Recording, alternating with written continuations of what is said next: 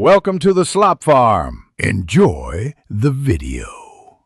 You begin by updating Mac OS and apps because patches fix runaway processes and thermal management. Once done, quit CPU/GPU intense apps and disconnect external drives. That immediately reduces load.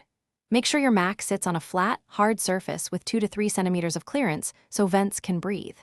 Check Activity Monitor for processes using high CPU and force quit or restart them.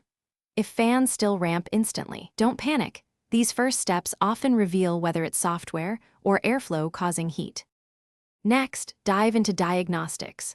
Open Activity Monitor and sort by CPU then energy to identify culprits.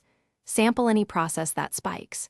You should disable unnecessary login items and browser extensions that cause persistent background work and turn off automatic graphics switching only if it helps stable performance.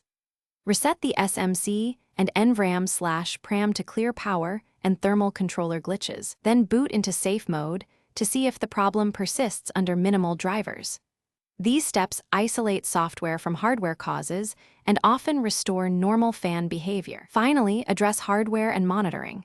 Gently blow compressed air through vents, and if you're comfortable, open the case to remove dust buildup. Dust insulates heat and kills airflow. Use a temperature utility to track CPU/GPU temps and fan curves. If temps stay high under light load, consider professional thermal paste replacement or professional service. If problems continue after resets, cleaning, and monitoring, contact Apple or an authorized technician.